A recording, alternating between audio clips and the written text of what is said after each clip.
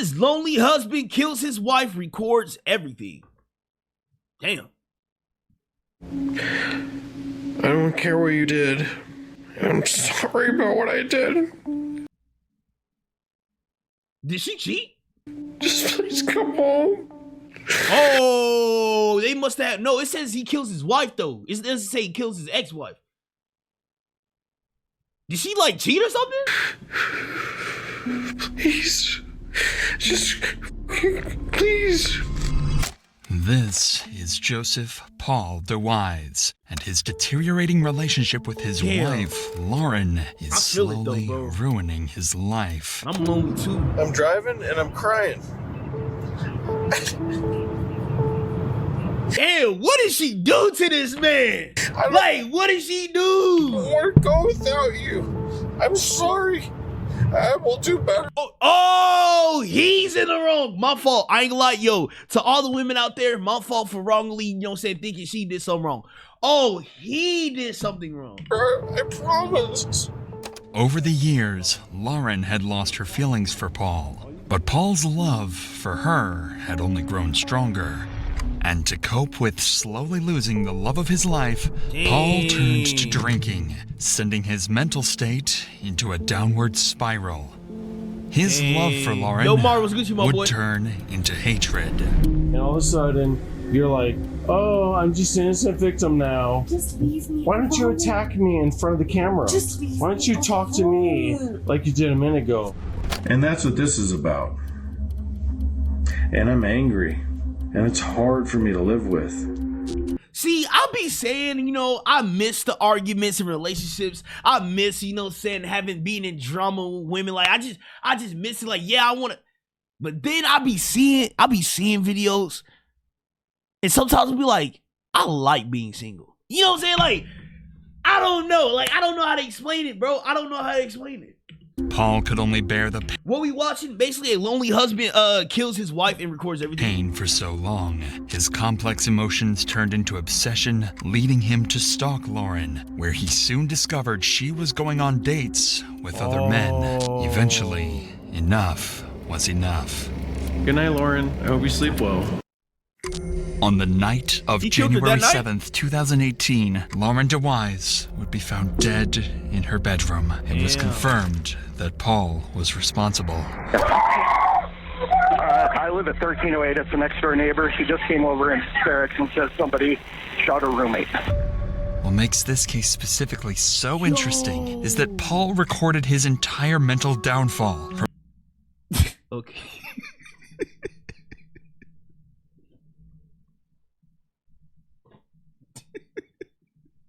I'm sorry. I'm not laughing about what's going on. I'm just looking. Bro, I never seen a gun like this, bro. I never seen a gun like this. From the start of his issues with Lauren all the way to the tragic end. It made me think about like British people, some shit. For the past you scallywag. It just 6 months, I've worked with a handful of police stations, district attorneys, and news networks to gather the entire recorded life of Joseph Paul DeWise. This is his full story. Dang, kind of look like Jeffrey Dahmer a little bit. 1950 ass pistol. That nigga gotta wait to put powder in it. Oh, bro. This was a letter to Lauren, written by Paul on July 24th, 2017. It indicates the first real sign of Paul and Lauren's relationship problem. I have no excuse for what happened last night. I am a very bad person for you right now. I had no right to do what I did. It was no one's fault but mine. I hate myself. I was wrong in every way possible. I do not deserve you. I'm a very bad person. I was complete. Okay, bro. Is this what teachers felt like when they read my handwriting in like middle school? I mean, like in pre-K? Like, kindergarten. I was completely at fault what I did. Why did I do that? I am totally bro, just read it for me, bro. But also Paul's dark tendency of self-hatred. I have no excuse for what happened last night. Oh, thank you. I am a very bad person for you right now. I hate myself. I do not deserve you. I have no reason to be loved by you or the kids. I ruined everything. You deserve someone way better than me. I ain't gonna cap. I can't even be mad at how he exposed. I mean, I can't even be mad how he wrote that, bro. Cause like real, it's like I relate to him a lot. We gonna get back into the reaction, but like y'all gotta hear my side, right? Gang. I went to my notes one day and I saw how I texted this girl. Now back then, like I said, bro, I used to be a manipulator, bro. The way I used to text women to get in their head was wrong. I'm gonna be completely honest. I'm not saying I relate to him like in the way of like him killing his girl, but the way he told, yo, I'm sorry, yo, please, I'm wrong. You should hate me. I know the kids are not gonna. Let me read. This is what I texted a girl middle school. This is what I texted a girl in middle school. All right, I'm about to expose myself. Okay. Oh my gosh, this is sad. Let's go. I'm not gonna say her name. Let's just say, if I say her name, I'm gonna just be quiet. So, I don't know with one, huh? Oh, I don't know with one. I can call you now. I said two names. But listen, please let me talk to you. Let me make this up. I know I pissed you off. I know you don't want me to enter your life. Just listen to me, please. Oh my gosh. Oh my gosh.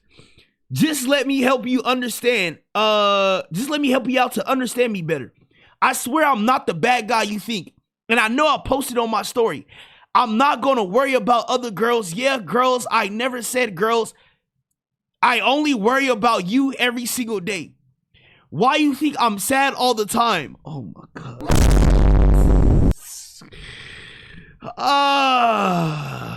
Yo, this is just bad, bro. I'm sad all the time because I think about you and how I came off wrong and how I got in the way of things. I literally cry about you almost every night. Oh my God. I literally cry about you almost every night, wishing we could talk again, wishing I can prove myself, wishing we could be something. Even if we can't, I want to start things over. I want to get to know each.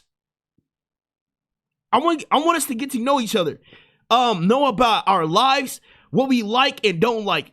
In the paragraph I wrote, I meant every last letter. I wrote to you from my heart. I truly want to be that man. I really do.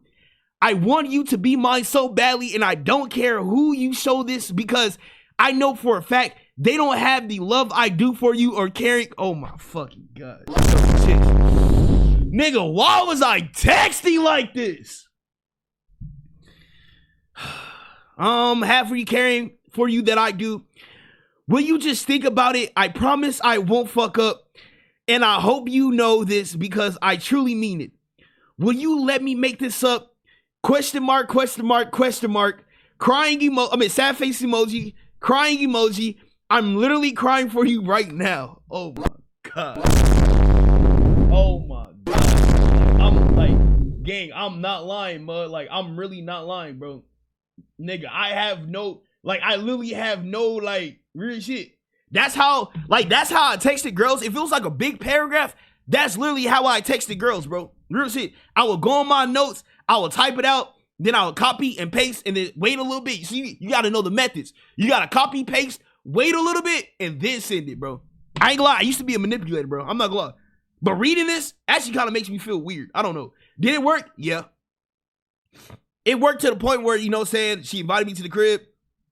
And yeah. Not gonna explain what happened at the crib. Paul wrote this letter just hours after a heated argument with Lauren, where he lost his temper and screamed. But you know, we in middle school, so all we did was like kiss and just touch parts, and that's it. At her, all in front of their middle school girls used to love them. I'm saying middle school girls used to eat them paragraphs up, bro. I'm telling y'all, bro. Yeah, used to eat them paragraphs, mud. 3 children. This was likely one of many arguments that took place in the home, because after this incident, Lauren would leave their home, stating, "I'll only return for the kids." Dang. Looking at the letter, it's clear that Paul felt immense guilt for screaming in front of his children, perhaps even more than most would. And After the video, I'll read more. there's a very good reason for that. In his journal, Paul would often write about growing up in an abusive household. In one entry, he described walking in on his father screaming and choking his mother, her face turning purple from the strangulation. Perhaps Paul felt he had followed in his father's footsteps by becoming aggressive towards Lauren in front of their children. Something that likely embarrassed him. But instead of apologizing for his outburst, he chose a different path. He would begin manipulating his children, convincing them that he had done nothing wrong, even going as far as recording these statements to show Lauren later on. He will force record. Yo, nah, bro. Nah. See, I promise you, bro. Literally in life, I promise you, there's always signs before something traumatic happens. Like, people actually have to act on these signs. Don't push these signs away. Bro, I promise you, before something very bad happens, before something very traumatic or like something very dangerous, there's always signs. How do you feel about what This nigga is crazy. happened? I'm angry and sad, and I don't know. I'm upset. I'm mad. I don't understand. It's overwhelming. The only damage that I feel that has been done by is honestly Lauren. I mean, everything was fine until she decided that she wanted to do what she did. Was it my fault? Was I a bad husband to Lauren? No. He got these kids at gunpoint, making these kids say the wife is in the wrong to make the wife come back. Yo, are we serious? Are you glad? He's recording a little girl eating a sandwich. Are we serious? It's just gonna be me, you, Joe, and no. Why? She can't comprehend this. Mama moved away. Yeah. Lauren had moved out of the house Crazy and because Chloe could have saved him. Nigga, who? Paul's attempts at manipulation only pushed her further away. In turn, his abandonment issues worsened, spiraling into paranoia over the thought of Lauren falling in love with someone else. There are numerous examples of Paul's paranoia, but certain examples are particularly notable. One thing Paul would consistently do over these years was send relentless barrages of text messages. They would usually start out in a calm, collected way. I respected you, and so did the community. Now you are someone else. You aren't building love in the family anymore. Mostly insecurity and frustration and sadness. But would quickly spiral into unintelligible rants of self-hatred and aggressive accusations. It's actually sad, bro. Now I am depressed again. How can you not care? How can you make me deal with this by myself? Why won't you save us? And this is, if any, I promise y'all, for any couples out there, for anybody that's in a relationship right now, if you're getting text messages like these, or if like your significant other is telling you, yo, you're the reason why I'm sad, you're the reason why like bad stuff is happening in my, just leave. I'm sorry, just leave. Even if you get the text message, you know what? I'm just gonna off myself. Just leave. Just trust me. Just leave. I'm sick again. We'll call the cops and tell their parents and then leave. And my counselor had to cancel. I am a pathetic piece of crap now. Dang, I am he's completely spamming? alone. My life is ruined. My money is gone. My body is broken. My wife doesn't care about me except to hurt me. You are abusive. You. I'm crazy now. Great job. Always ending with some type of accusatory comment, likely to make Lauren feel guilt over not being there for him. Another thing he would regularly do was contact people in Lauren's life. One notable example would be towards Lauren's female co-worker, who Paul suspected to be bisexual. I would appreciate it if you would stay away from my wife. You are not a good influence for her, and she is acting like a single woman. I don't not trust you as I reached out to you, and you ignored me. My wife needs family-oriented friends, not friends that married people and aren't friends enough to help in crisis. Paul's Imagine just getting random text messages like this, like, What the freak? Messages to Lauren and her friends Would I immediately stop talking to that person? Yes. Continued for months, growing increasingly emotional over time. But Lauren would rarely respond. Reading his diaries, it's clear this deeply... If my homies, saying crazy girlfriend told me to stop talking to the homie at work, like, like I'm friends with a coworker at work, and when his crazy girl texts me, stop talking to him, I'm done talking to you, bro. I don't know you ain't. Upset Paul. He felt like he was losing the woman he loved. Desperate for a reaction, he soon turned to sending her videos instead, hoping that would finally grab her attention. I don't care what you did. I'm sorry about what I did. Just please come home. I don't want to restrict this by myself. This dude do not even sound right, but this nigga kind of reminded me of me, bro. Like, he's kind of reminding of me, bro. This is how I was on Snapchat too, gang. Like, I love you. Get this out my ear. Please. Just fucking please. Damn. Please. I work 2 jobs. I'll do anything. I won't be here. I'll be working all the time. Just come home. Please. Damn, please come home. I'm sorry. I'm sorry. I was so angry. It's like I never understood why people would like record themselves crying, but like, okay, I understand. Well, I don't understand his position, but you know what I'm saying? I understand, like, I don't know, bro. But I don't know how to explain it. I just don't know why people record when they cry. No perspective now. Paul's emotional swings indicate a deep fear of abandonment, likely stemming from his childhood. With Lauren, he was angry and controlling. Without her, he was desperate and self-pitying. When she responded, it would briefly ease his distress, but unfortunately for Paul, Lauren would stop responding altogether. Damn. 53 days before. On November 14th, Paul's worst fears of abandonment would come true. He would discover clues that Lauren had started going out again. And later that same week, he signed up for VSync GPS tracking services and registered her phone to the system. Paul would start stalking her. He would take pictures of Lauren and the various bars she would go to and store. Whoa! Like, no, this is some next level crazy game. Them away to confront her with later. This is some next level crazy. But on November 14th, things took a dark turn when, while stalking her, Paul discovered Lauren in her car with a co-worker named Kevin making out. There's always somebody named Kevin. It seemed to confirm his deep fear of being abandoned as he stood there watching it all unfold. Kevin would eventually leave the vehicle, allowing Paul to rush in and let Lauren know he saw everything that just happened. He'd pull out his phone to record, but would only capture a few seconds. It was an accident, I'm sorry. Paul... Why do she gotta explain herself? What does she mean, accident? Girl, you moved... Wait. Okay, did they divorce or are they still together? I'm confused here. Would go on to take Lauren's phone, texting Kevin an array of angry messages. However, eventually, Lauren would escape the situation. Approximately 22 hours after this had taken place, Paul would find Lauren with a different man, Brian. The two were simply co-workers, but Paul wasn't going to take any chances. So again, he would go up to the car, this time confronting the man instead of Lauren. This man had absolutely no intimate relationship with Lauren, so he retaliated against these claims, even punching Paul in the face. Dang. Here she is.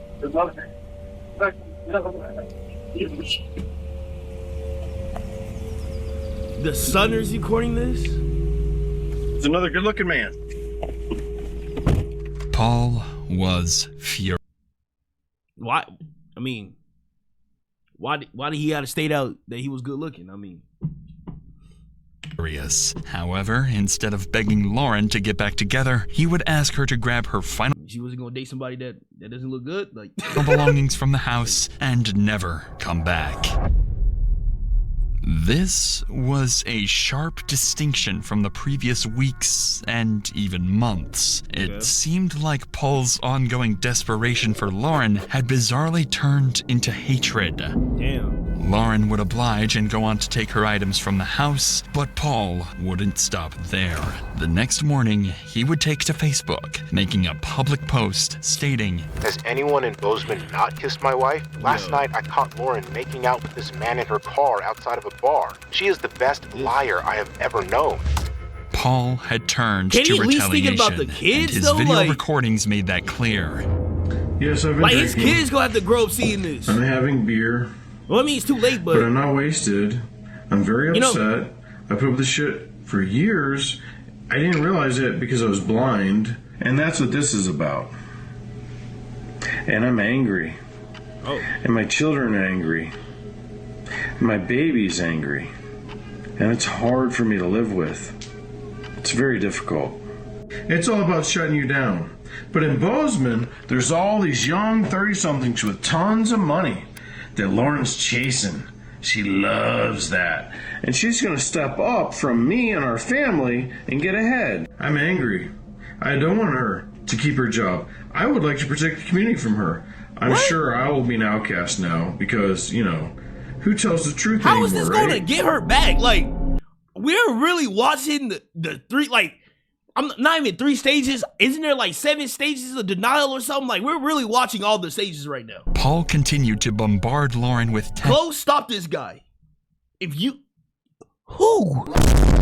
You saying Chloe? Who the hell is Chloe? texts, stalk her, and No. most of all, Never met fuel that nigga his day in chronic my life. alcoholism, which only worsened his anger issues. At one point, even telling Lauren's friend at a local bar, quote, "I've killed people before, and I'm not afraid to do it again." What? Nigga, what? Bro, who says that? The final straw in Paul's downward spiral came in an incident completely unrelated to Lauren. While out walking with his daughter, Paul would begin threatening a homeowner whose dogs were barking at him from behind a fence. When the man confronted him, an enraged Paul pulled out a pocket knife and stabbed him in the hip. And Paul would record the entire event. We just got attacked by these people's dogs. This is my baby. Baby, did you think that dog was gonna get you? I did too. Dang. And then this man attacked me behind the dog after this woman. Baby. I ain't gonna lie, bro. I'll smack that look. I'm playing. Girl, you know you overreacted. I'm sorry. I withdrew my knife. But I understand, no, he just want to protect his girl. To defend myself against this man who took me down. I'm just with a joking. single leg takedown. As the last resort, when my back was on the floor, I struck up with the knife. I struck the man. They pulled the dog away. Now the dog's gone. You okay, baby? I'm so sorry. You stood here and antagonized. And see, Oh, don't stop. Chill, girl, back up. No, woman, back up. He has a knife. my baby. Antagonizing the dogs. Look at what you're doing to I'm blocking my baby from this woman. Oh, I thought. This is the I aggression thought he these was about people to. have. Yo, I thought They he was about to stab threatened us us. when we tried to walk by. Let's get out of here. Are you some kind of a doper? Are you crazy or what? No, the cops are coming for you. You're crazy. Wow. Serious? You guys are gonna be out of here. I'm so here. glad you've been uncovered Get out of for what you are. You better chill the fuck out. That's right, I should. All right, this is where I believe where it gets to the point where niggas deserve to get stabbed. All right, I understand the situation. This is where niggas deserve to get stabbed, and I understand why niggas get stabbed. Because look, the nigga is far from the house. He's walking away. Okay, y'all still getting recorded. Just walk. Just be by your family. Go about your day. Okay, I know a situation heated you. It boiled you. But like, the man is walking away and you're following him and you're getting closer. So, if he was in the hood and this was happening, he would have blasted you. You would be dead. So like, come on, bro. kick me and I... My Second Amendment will go crazy. Oh my, shit. You right, my brother. Put you on the ground. That's right. So that you can figure out what's going It's okay, on. baby. See, I will shoot him right there because he keep walking up to me. That's right. Don't run away. Don't threaten me and fuck. See, look, it's another person. I would have quickly attached a switchy on the back of my Glock. Come in my yard, fucking cut me. Drop the knife. I dropped it. Get on the ground now. Do not move. It's okay, Hand baby. behind your back. It's okay. Hand behind your back. Do not move. It's okay, baby. Luckily for Paul, the homeowner had technically put his hands on him first, so the stabbing was considered self-defense. And while he would walk away with no charges, Was that a this cop event or would just somebody else in signify the that house? Paul was not afraid of violence, and in fact seemed to endorse it. Was that On Homeowner January or somebody 6th, else? 2018, at 11:56 a.m., Paul would text Lauren, inviting her over for some soup. Lauren would never reply. At 3:36 p.m., Paul would text Lauren, asking if they were still meeting for tomorrow. Lauren would reply, "What for? I'd like to pick up my daughter and spend time with her." This seemed to upset Paul, so he would go on his, by this point, usual rant to Lauren, sending messages such as, "I beg you, please don't destroy us. I love you, and will do whatever it takes." Hours later, at 10:58 p.m., A citizen's arrest is not a real thing. I'm not taking that seriously. That's all I'm saying. I'm not taking that seriously. And on top of that, nigga, I'm merely walking away. I'm not a threat. So if you shoot me, all right, you just gonna throw your life away. Simple. The fuck? Like, are we serious? Lauren would reply, "No, thank you." A 2-hour gap would And proceed. then on top of that, the whole, then you'll be on the internet. Everybody will see that you shot me and took my life away from my innocent daughter. And now my daughter has to live with that fear. She literally saw her dad get shot. Like, are we serious? With no text messages between the two. However, Paul was completing other tasks during this time. First, Paul can be seen on CCTV at the town pump gas station at 12:34 a.m. Additionally, Paul would take a photo from his phone minutes after. While blurry, this photo shows Lauren's current home in the distance, as well as a GPS tracking device inside the vehicle. Following this photo, Paul would send a final text message saying, "I know I'm not supposed to text you now, but I can't sleep. Please, please, please come home. I miss you and love you so much. Please, I love you. We all do. Please just come home. Please." Please come home. I got beans and bologna. Only real ones know about that. Severe emergency. Idaho Street, Belgrade. The next door neighbor, she just came over in barracks and said somebody shot her roommate. Did this just happen? Mark Yeah, Bedclothes. she said it just happened. She needs ambulance and police. Okay, where is the person that shot the neighbor? Who shot? Who shot? The guy's name was Paul DeWise. So Paul DeWise is the one that shot the person? That's what she said, yes. She said her roommate Ashley is the one that's still alive. Do we know where Paul is now? She doesn't know if he's still in the house. thought Paul That's was why like- she ran. Okay, all right. Is Ashley I bleeding thought Paul was seriously? like crazy. Like he was gonna shoot Was the she roommate bleeding too. seriously? Anybody who Yes, sees. she said yes. Okay. Dang, bro. Lauren. Really imagine being a roommate, bro, and like you just wake up to your roommate getting killed and getting shot. Like what do you do? Well, like, you know what I'm saying? In their position, they had no gun or no knife, and you know what I'm saying? But like, what do you do? Like, And her roommate, Ashley, were shot on the morning of January 6th. Their neighbors would hear the gunshot and rush to the home, finding what they saw as a deceased Lauren and a severely wounded Ashley. Additionally, the he did get neighbors Ashley. would name Paul DeWise as the shooter. Officers would waste no time and rush to the scene immediately. Where are we at? What's going on? wait, he did this in broad daylight? I saved the princess. Oh, never mind. Right.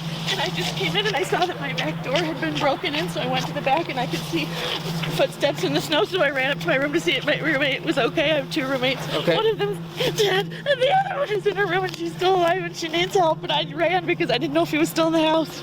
Okay, so you don't know if there's somebody else in the house? I don't think so, but I don't know. Okay. All right, this officer put on his gloves too goddamn slow to me. He's working too slow. She just said one's dead and the other one needs help. Ma'am, walk with me as you explain. I'm cooking, getting these guns on, get my gun out. Why is he just moving so slow to me? Right. Is it me? Looks like she's been in a while, but Ashley's asked me for help and I ran. Okay. Is this door open? Yes.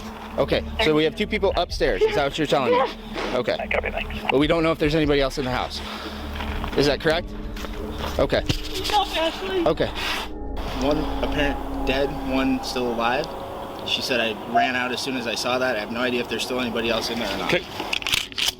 Oh, yeah! Okay. Run up, Johnny! Up here. Okay. You ready? Yep. Belgrade Police! Police Department! Anybody inside, come out! I'm going this way. See, this is why I can't be a police. I'm sorry.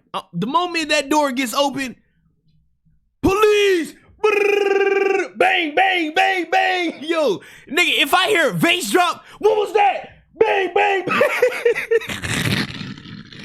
Okay, I got stairwell. Police! Nigga, if a dog coming to me barking, ah! Bang, bang, bang, bang, bang! Yo, bro. I can't be a police, bro. Where are you at?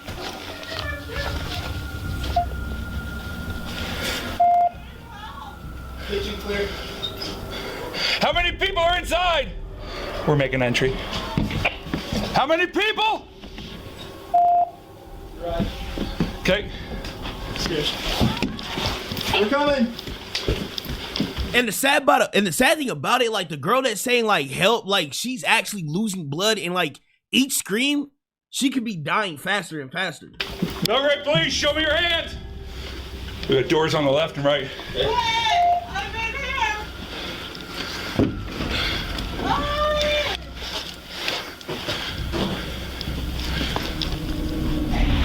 Police! Please don't shoot me! Who shot you? No, please don't shoot me! I'm not gonna shoot you. Please don't shoot me! Dang, she terrorized, bro. One female down. Is deceased. I'm behind you. Okay, we need medical in here now. Please don't shoot me! We're not gonna shoot you, ma'am. My name's Ashley! Ashley, what's going on? Who shot you? Nobody! Oh, what happened? I don't know! Please come here! Who did? Are you the police? I'm the police, right here. Dang, Where are you? I'm right here. Can you see me? Where are you? I'm right here. Where? Ashley was temporarily blind, with a bullet wound to the back of her head and several other.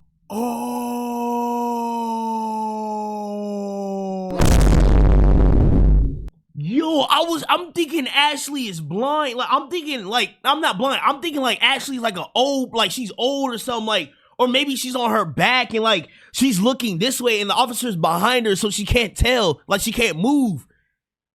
She got shot in the back of her head and she made it, though, but, Others across her. That's her dog? If her dog would have ran, I'm sorry, her dog would have got shot.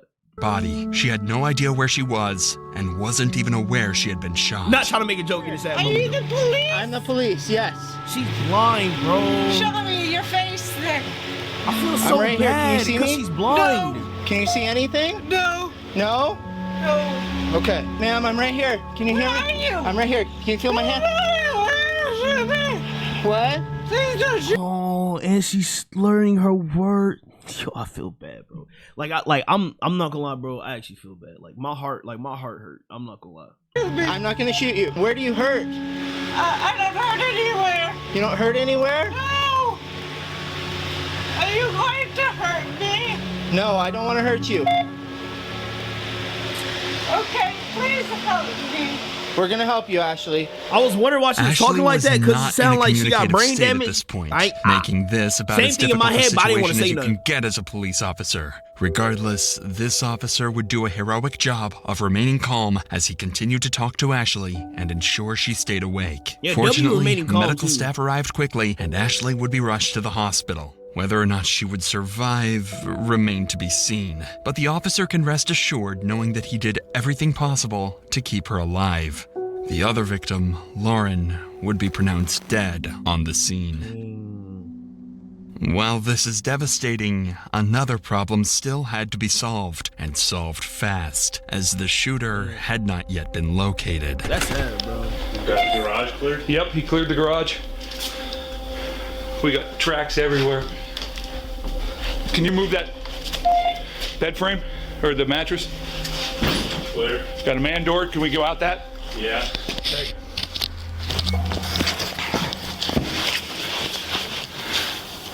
Clear. We're clear? Is there tracks going over the top of the fence or anything? No. Negative. How about this way? There's tracks going around that way. Okay, is our gate open? The house was clear, meaning whoever killed Lauren had fled immediately. And while he may have gotten away, several clues would be left behind. Blood on the snow. most obvious being a trail of bloody footprints leading from the east side of the house over to the back door. Why didn't he go back to the front door? Maybe he didn't want to be seen, I guess. How did he get there? He drove, right? So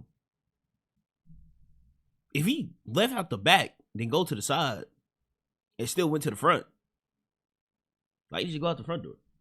At the time, this was a small, So Ashley irrelevant alive? I mean, he still hasn't said it yet. detail. All they However, said was like this she would become one got of the rushed to leading the pieces hospital. of evidence to solve the case later on. By nothing short of Ashley- a miracle, Ashley would survive the brutal attack. She would undergo multiple emergency surgeries, fracture treatments, Can and she blood see? I just want to know. Can she see? I'm happy she's alive. Just please, bro. Please tell me she can see. transfusions. Everything's This was a blessing for not only Ashley and her family, Shout out to God, man. Shout out to my Lord and Savior Jesus Christ. but for the detectives working on the case. Because if Ashley could Shout out to recall Ashley what had for happened fighting, and who being shot strong. her, solving this case Sorry would she had to become go a through that whole lot situation. easier. But before we dive deeper into the case, Damn, she lost let her me friend tell you that about night, today's too. sponsor. Order to the platform across all major and labels, no matter my how heart. So after Dang, it's like I got a sharp pain in, bro. Like, dang, bro, what the hell happened, bro? Ashley had briefly recovered from her surgeries, detectives would sit down for a formal interview. The goal of the interview was to help her recall crucial details lagging? about the incident by asking specific, All right, say we good now. We good now. The lagging got patched. It got patched. There were some updates. targeted questions in hopes of triggering memories that I just might have been updated. buried due to the trauma. So obviously, we're here to talk to you. Yes, I do. And I know this is kind of a tough question. That's worse but than death. Can you tell me, do you remember anything at all? When I got shot? Mm-hmm. No. Oh, she no, sound I do good not now. remember being shot at all. Well, yeah, you're a lucky gal, but everything sound that more I've clear heard, now. You're a fighter. It's a miracle I'm alive. Clear. I thank God every day. It's really Beautiful. a miracle.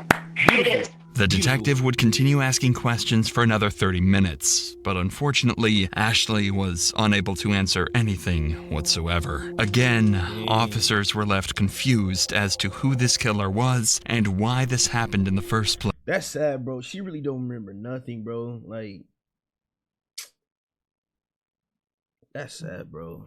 That means she gonna have to rebuild her memories and things and one thing about it was one thing that's sad about it though, people can lose their memory and gain it back, but it's the way they gain it back, sometimes I feel bad for them because it's say you got through say for instance, let's take Ashley, say she went through a traumatic experience. For whatever reason, don't know why they will go back to the house, but for whatever reason, let's just say they take Ashley back to the house.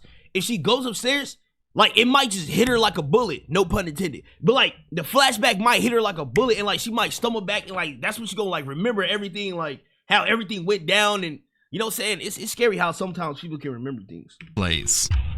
Due to the lack of physical evidence, detectives decided to talk Maybe to it's more better she doesn't witnesses remember getting in order shot. to determine a primary suspect. Audria, the True. neighbor who called for help, had reported Paul as the potential killer during the 911 call. So with this in mind, officers decided it was imperative to speak with Audria to better understand why she would make these claims. And she would waste no time letting officers in on Lauren's abusive relationship with Paul. We went golfing once this summer. Okay. Well, she actually had worked out at my gym. I'm a personal trainer at Big Sky Barbell, and she had come in one day and I saw a bruise on her, and I remember saying, dude, what happened to your leg? And she said, I just ran into something, and I said, 100-mile-an-hour softball? What happened to your leg? She just dismissed it. A couple months later, we were golfing, and she said, they had lived here about a year, and she said, I can't believe I've never told anybody this, but I think I need to leave Paul. He beats me all of the time. And I used to contact me every day, and one day would be, think, you ruined my life, to, I can't believe you're helping my wife, to, I'm so sorry, this is all my fault, this has nothing to do with you, you did nothing wrong. I mean, he's got a schizophrenic chain of messages that I never responded to. Anyway, yesterday, it's actually been fairly close. She went over to his house for the their daughters. They have a 3-year-old daughter. She turned 4 on Thursday. Audria was well aware Paul was an abusive and psychotic husband prior to Lauren's death. Based on Audria's... Bro, like, the only... Like, the main factor of, like, why I'm sad, bro, because it's like... Bro, everything... Bro, there's always warnings, gang. Bro, there's always warnings. And I know, not Ashley, but Lauren, I know she tried her best to do what she can do, bro. Because the dude got her kids. You know what I'm saying? She got to get away. I don't know, bro. Claims her suspicion of Paul's involvement would only grow stronger. You can only do so much. I left last night around 9. She had just gotten out of the bath, and she had actually said something to me like, I'm just so happy here. I feel safer than I felt in years. And I remember leaving. Wait, if he beat her, wouldn't that not put him in jail or something? I'm confused. Left around 9:30. For like at least 5 years. And I got home this morning. I got home around 8. And when I walked in, I looked down, and in my back door frame, 2 pieces of wood were laying on the floor. And I ran upstairs to see if Lauren was okay. She was not okay. I literally well, the door had been propped open, and she always slept with it. And it was open, and I walked up, and I could see her laying there, so I didn't even walk it all the way into her room. I just looked at her and was like... It looked to me like Lauren was dead when I was there, but I didn't even... My brain went to gunshots because he has... Like a bicyclist pulled him over and cut him off. I got close to him in traffic once. He pulled a pistol on bicycles. He pulled a pistol on Lauren. Dang. He got banned from Airbnb. He pulled a pistol on Airbnb guest. Dang! Yeah. On Airbnb guest? Based on Ashley's claims, Paul was not only an abuser, but also notoriously threatened people with the same weapon used to kill Lauren. It was becoming more and more clear that Paul was who detective... What type of gun is this? Like, I've never seen this gun on my... Like, I've never seen this gun. ...ultimately needed to speak with. Safely getting Paul to the police station for questioning was something that needed to be done with extreme precaution. Whoever killed Lauren was armed with a .22 caliber pistol, and if Paul was responsible, a dangerous scenario could occur if police contacted him directly. So, in order to safely secure him, officers devised a complex plan for his arrest. Paul's house would be heavily surveyed the day of the arrest. The moment Paul left his house, the surveillance team would notify the arrest team of his direction of travel. In order to leave his neighborhood, Paul would have to exit either to the west on South 19th Avenue or east on South 3rd Avenue. Units would be blocking both streets, and a high-risk felony stop would be used to take DeWise into custody. With this plan, officers were granted an arrest warrant for Paul, and immediately the operation would go underway. At 9 a.m. the next day, Paul would exit his house in his Chevrolet Suburban. He'd turn west onto South 19th Avenue, where an officer would be waiting for him, and quickly pull the vehicle over. Okay, open up the door. Keep both hands up. Outside. Okay, go ahead and get out. Get out. Hands up. Hands up. Walk over here. Turn around. Look away from me. Walk backwards. Keep coming. Keep coming. Stop. I'm not even gonna bring race into this. I was about to say, man, if he was a black man, then man, they would have jumped on this man. Get on the ground. Get on the ground. Do not move. Do you understand me? Take him to the back of my car. All right. Damn. It's a Ruger 22 point rimfire like a 19. This nigga has a gun back in 1949. See the difference? Is he complying type shit? I ain't gonna lie, you right. That nigga blunt. But like I mean there are some parts, there are some cases where black people do be compliant. The plan I ain't like that nigga is compliant. had worked perfectly, and Paul was quickly brought to the Bozeman police station for his first formal interrogation. At this point, Paul knows exactly why he's here. His wife had been found murdered. He also knows that, logically, an innocent man wouldn't have that kind of information in the first place. What makes this interrogation particularly interesting is that, despite knowing this, Paul subconsciously steers the conversation towards his wife. Hi, Paul. Yep. My name's Justin. I'm with the Belgrade Police Department. Okay. So you had your... Remember, at this point, there has been no mention of Lauren whatsoever. What do you do for work? I've been a stay-at-home dad for quite a while. Man, it's the hardest job there is. Had a couple of accidents, and we ended up switching roles and ended up staying home. Yeah. Yeah, we're going through a transition right now, though, so... Is that right? Yeah. So... What kind of transition?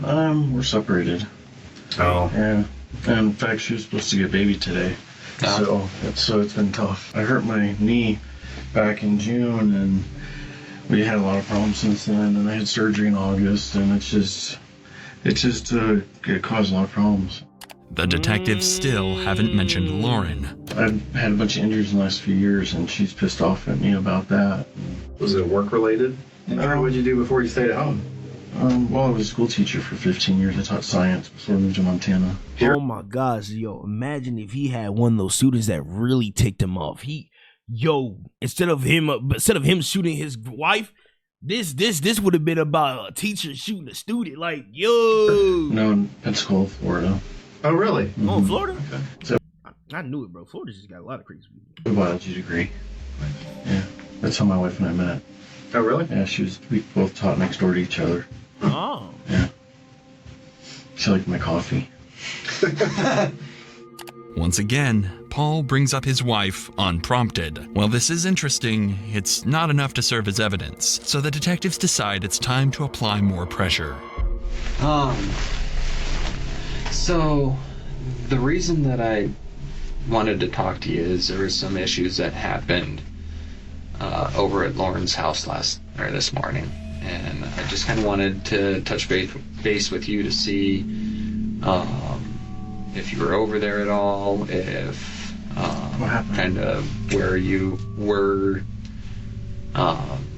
this morning, that kind of thing. What happened? Well, someone broke into the back door of her place, and so from what I understand, you guys were separated and working on a divorce. Okay? And that's kind of where we're at. Is she alright? Well, not really. She isn't. What happened?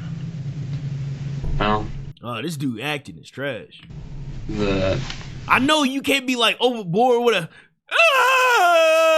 say it ain't true. I know, but like, come on, man, put some effort in it. The person that wait, now why I feel like I'm on his side? Let me stop talking. Came in, ended up shooting her. So she's dead. Yeah. So. Oh my god. So that's why we're talking to you. Yeah, that nigga did it. Even though we know he did it. Because you guys are going through a divorce, and from what I understand, and we need to kind of figure out what's going on.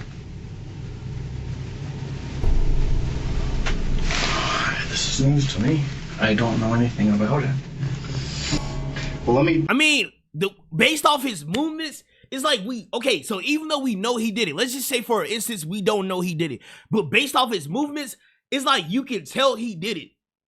And it's like the way he's moving, it's like he's subconsciously trying to deny he did it, but his body knows he did it, or like in the back of his head, he knows he did it, but he's trying to fool himself that, you know what I'm saying? I don't know how to explain it. I suck at explaining it. Let me just say right off the bat, regardless of your relational issues, I understand. I love her. Lauren's very important to you. I love her. And I'm so sorry that you're going through this right now. This place. If, let's say, You think I did it? I didn't do it. See? He already snitching on himself. Like, that's how you know. I told y'all, bro, even though we know he did it, he's trying to like force himself that he's trying to trick himself into thinking that he didn't do it, but yeah, I don't know how to explain it. We gotta look at the big picture. Say you did it. Subconsciously trick himself. I'm asking you to give us any information that you can manipulate himself, whether it was you or not. It's hard to tell whether Paul is genuinely anxious over his wife's passing or if he's simply putting on a convincing act, panicking, not over grief, but over the realization that the detectives are closing in on him. Notably, Paul would quickly regain his composure and instead redirects the conversation towards Lauren, quickly painting himself as a victim of her actions. My hands are tingling. You know, I've been having panic problems. I never had it before. Never. I didn't know what a real panic attack was like. Just since you got here? No, since we started going through this crap. You know, it started in like July. She's going through like a midlife crisis, and you know, she's staying gone. She's coming home late and drunk. I caught her cheating. Yeah. 2 days in a row with 2 different people in the car. You know. And the second time I asked her to leave. While Paul may think that painting her in a bad light is a smart move, in reality, it only establishes that he had a strong motive for revenge. True. At this point, the detectives decide it's time to start constructing a timeline, hoping to pin Paul to a version of events they can systematically dismantle. So, is there anything you can think of? Anything that would help us at all? I can't think right now. Let's just start with a basic timeline. So start with, let's say, what you do during a normal day. Yesterday was Saturday, right? Right. So when you woke up, were your other kids already awake? No. Were they all 3 still asleep? Or you said Jennifer? Jennifer woke me up. Okay, but the teenagers were in bed? Mm-hmm. That's what teenagers do. Yeah. Yeah. Now you like he in cabin about what? Now he LIE'd, depending on what type of teenagers we talking about. Because me personally, when I was a teenager, I ain't lie, I was up all night on the game. I wasn't in no bed. Not my bed. That's not it. Nothing exciting. I mean, I was just in my chair all day. Okay, so you didn't, I think I'm going to Walmart or go out to eat or anything like that? No trips outside? No, I didn't go anywhere. The detective asks this question because they have CCTV footage placing Paul at a gas station at 12:34 a.m. By outright denying that he left his home, it's clear that Paul is lying. However, when detectives ask the question minutes later, Paul realizes they might be setting up a trap and changes his story. So if I'm understanding you correctly, you didn't leave your house pretty much at all yesterday? Mm-hmm. Not last night? Mm-hmm. Certainly not after dinner? Mm-hmm. What time do you think you went to bed?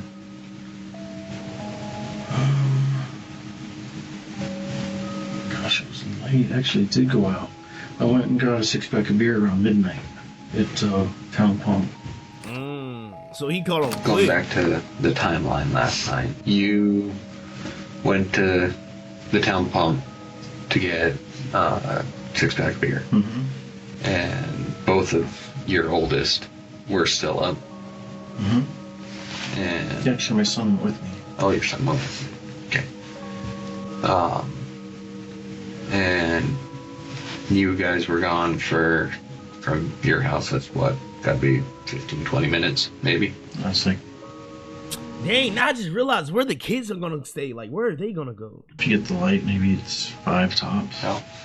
The fact that Paul's son, Joseph, was with him on that trip is actually a crucial detail. Detectives now have another potential key witness who can prove or disprove Paul's movements that day. However, while this interview establishes that Paul has both a motive and a timeline that aligns with Lauren's murder, it's not enough evidence for detectives to make an arrest. For now, they have no choice but to let Paul go. While this is unfortunate and potentially dangerous, they were able to obtain one of Paul's belongings, his iPhone.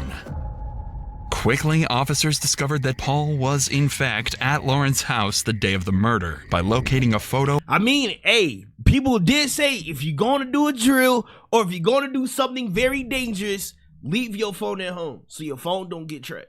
Paul took in front of her house just why did I just spill the beans? There could be like a serial killer watching. Hours before her death. By combining Paul's claim that he was with his son that night with phone data placing him at Lauren's house, a crucial question can be made. Did Paul's son, Joseph, also go into Lauren's house the night she was murdered? If what Paul said during the interrogation is true, then Joseph should have been with Paul the entire night, which would include going to Lauren's house. This is a question that detectives needed to solve, and solve fast, as both the potential suspects are roaming free and could cause further damage if the case were to come to a standstill.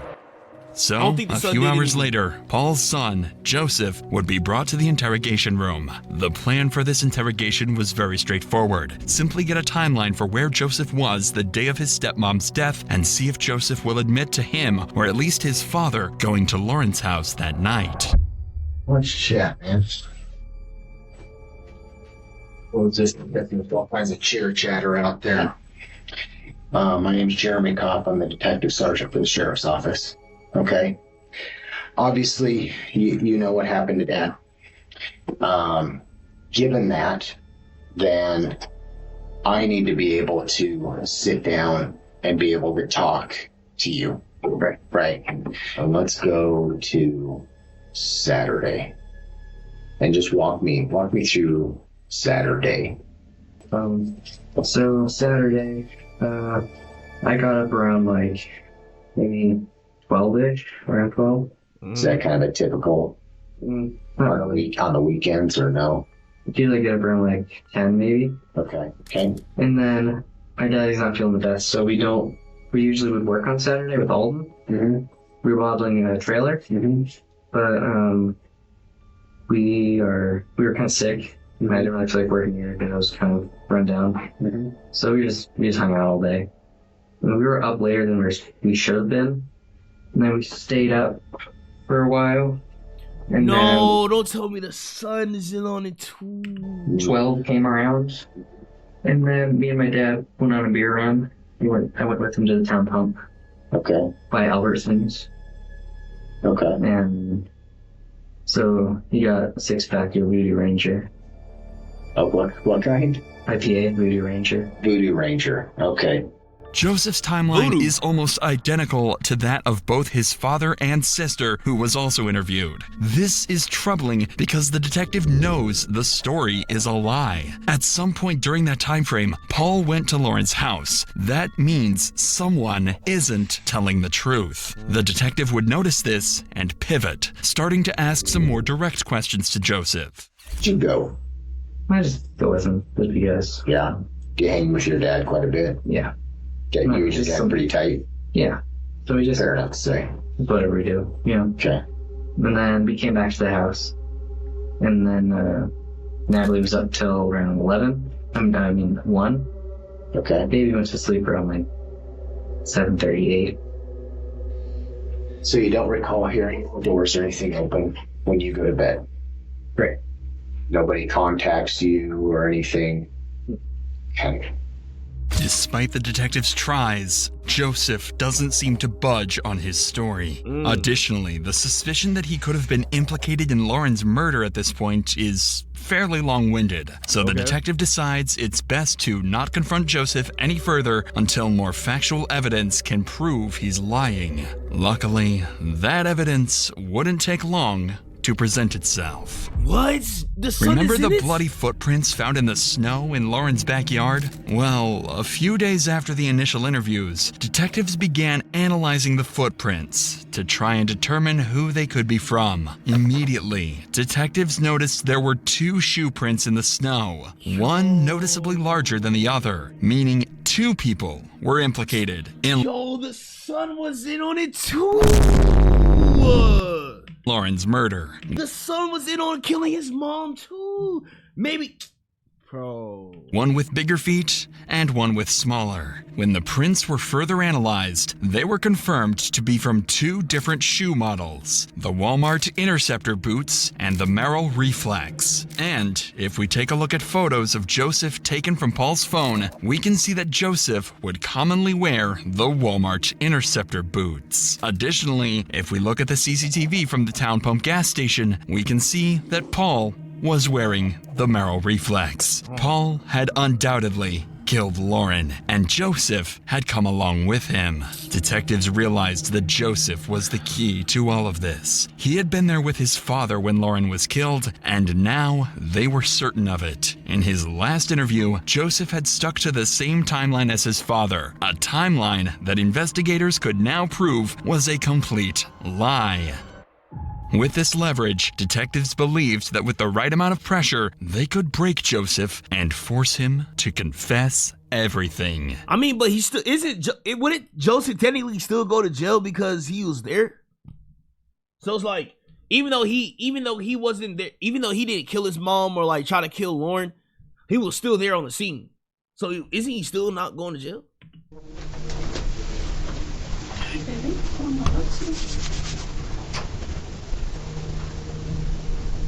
Due to the intense nature of what detectives are about to do, they would bring in Joseph's biological mother, Paul's ex-wife, to provide comfort, hoping that her presence would further push him to finally tell the truth.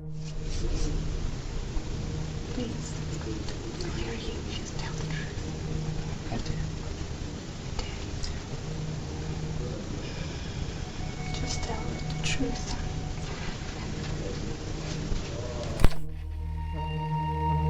So, Joe, yesterday you and I kind of talked about what everybody had done on Saturday. Well, I got up at noon, ish, and Dad and Baby and Natalie were already up. And we were sitting in the living room. Daddy was in his chair.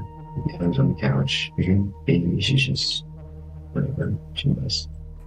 As the interview progressed, Joseph's timeline remained largely consistent with what he had stated the day before. The detective knew he wasn't getting the full truth, and that meant it was time to apply more pressure. That's pretty accurate to what you told me yesterday.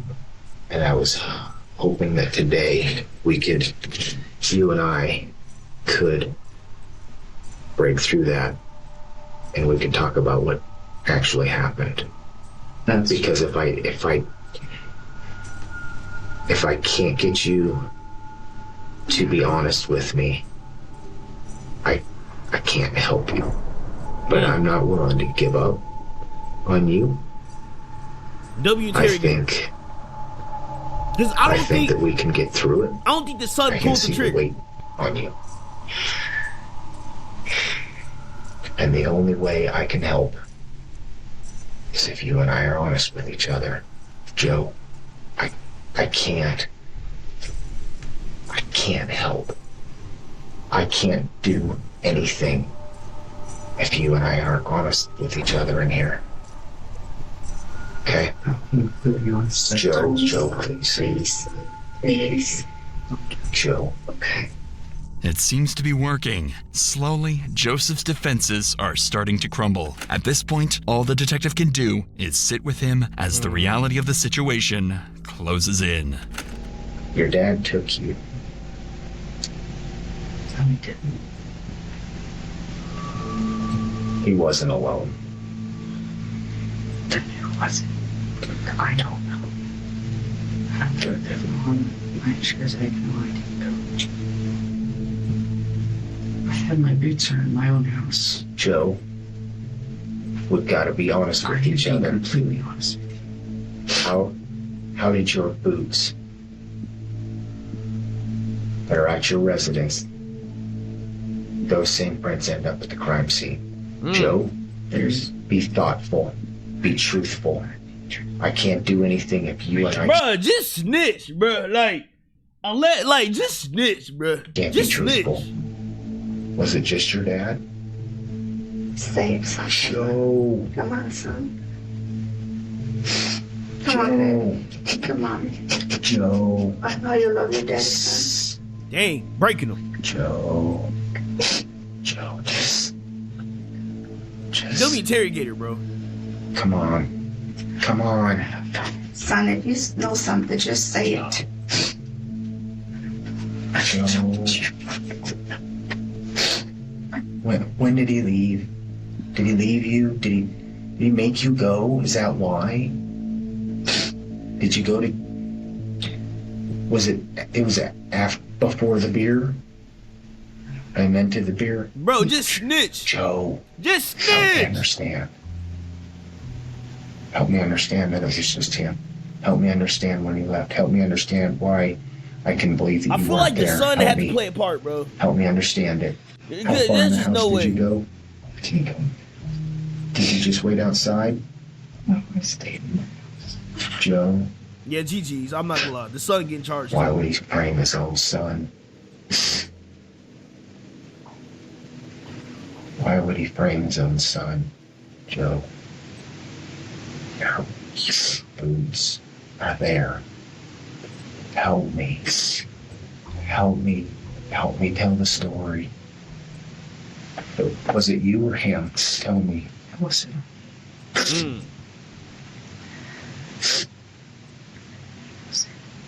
was him? How do you know? He was what?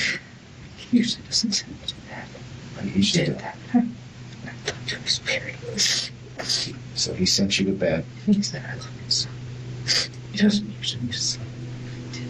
He said he loves you, son.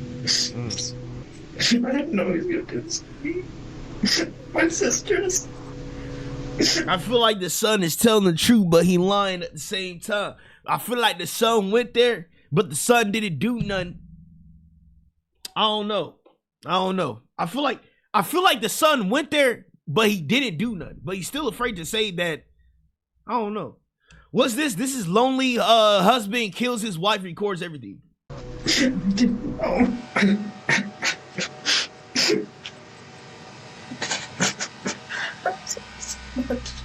Because there's The no way the pressure dad taking the had boots. broken Joseph. And then, After relentless questioning, he had finally come clean about what transpired mere days earlier. Months later, when the detective recounted this moment with Joseph, he would burst into tears, overcome by the weight of the situation. We just love you right now. Okay? So just sit with your son and love him.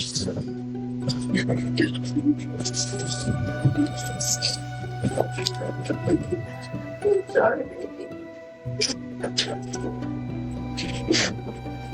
That's my fault for letting you go.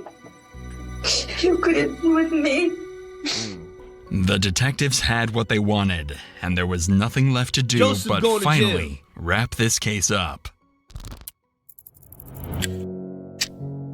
Paul's trial would be a long and drawn-out process, stretching over 2 years after his arrest. During this time, he remained in the Gallatin County Detention Center, where he quickly became a problem inmate. On February 7th, roughly 1 month after his arrest, tensions escalated when Paul called out another inmate, Buckley, accusing him of being a liar. Buckley responded with a warning, "Don't disrespect me like that." But before he could say more, Paul threw a punch, hitting Buckley in the face and sparking a full-blown fist fight.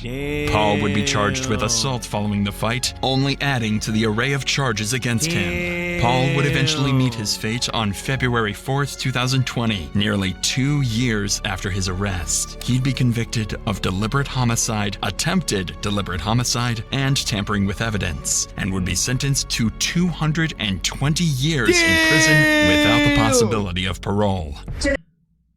Just give him life. I don't understand these charges, bro. Just give him life. What's the point of saying 220 years? He's not even going to be alive after the 50th. Like, are we serious? Just say life. The charge of attempt to commit deliberate homicide of Ashley But the son good, right? Nothing happened to the son?